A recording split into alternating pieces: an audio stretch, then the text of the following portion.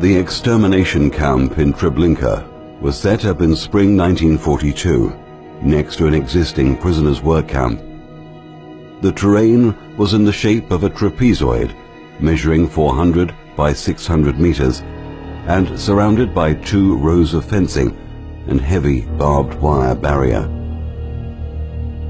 The internal fencing was over 2 meters high and had branches weaved into it to prevent people from seeing inside the camp. The fencing also served as an anti-tank barrier. The camp was divided into 3 zones: the living quarters, the reception area, and the death camp.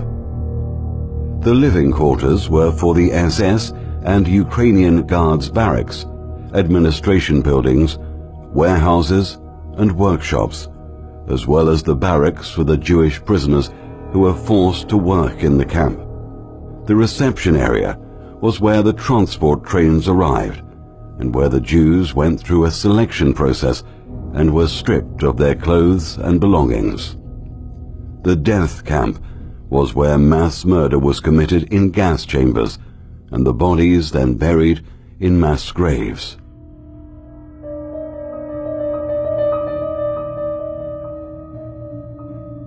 The trains carrying the Jews arrived at a special rail siding.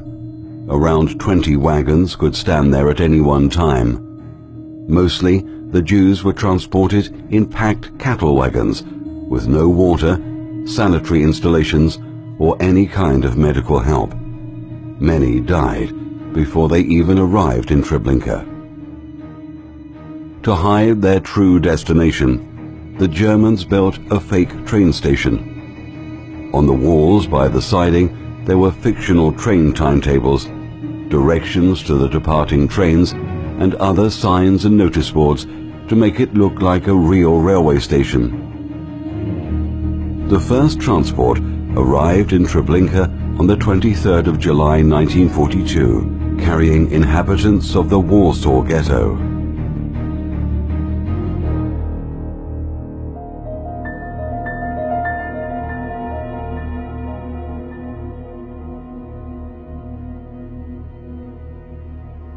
Having been forced from the train, the prisoners were informed by an SS officer that they were in an interim camp and that before any further travel they must be washed and disinfected. Women were separated from men and directed to the barracks on the left, where they had to take off all their clothes and have their hair shaved off. The men had to undress outside between the barracks. Everything was controlled by SS and Ukrainian guards, who shouted and beat them to force them to hurry up. Their clothes and baggage were taken into the camp and sorted by prisoners, and then sent to Germany.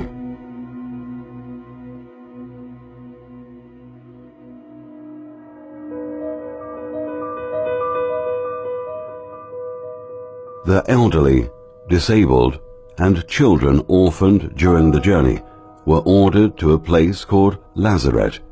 It was a small area with a high barbed wire fence, with a barrack which had a red cross sign. After entering the building, the prisoners were ordered to undress and exit via a ramp placed above a deep hole.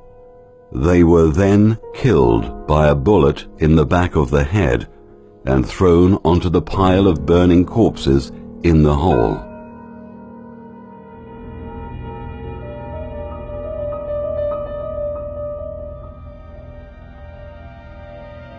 The naked prisoners were directed along the road to the gas chambers. It was a 4-meter wide path, which was fenced on both sides. It was called the Himmelstrasse, the road to heaven. After a 90-meter walk, the prisoners were beaten and driven by guards with dogs and arranged in front of the gas chamber entrance. Usually, the men were led into the gas chambers first, followed by women and children. The prisoners stood naked and were beaten and terrorized by the guards.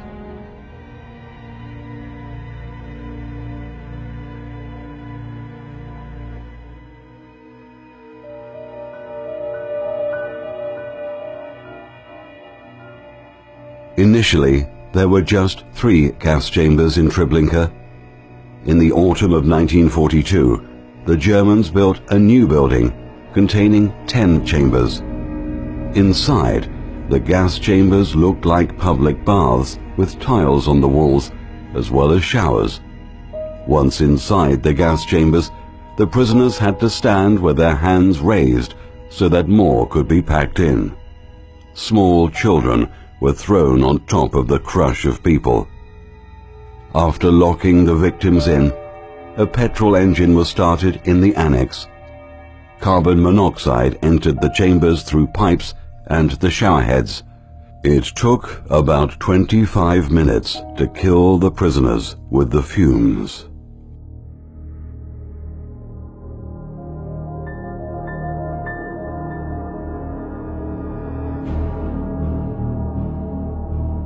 The killing took place in the closed southeastern part of the camp, isolated from the remaining sectors.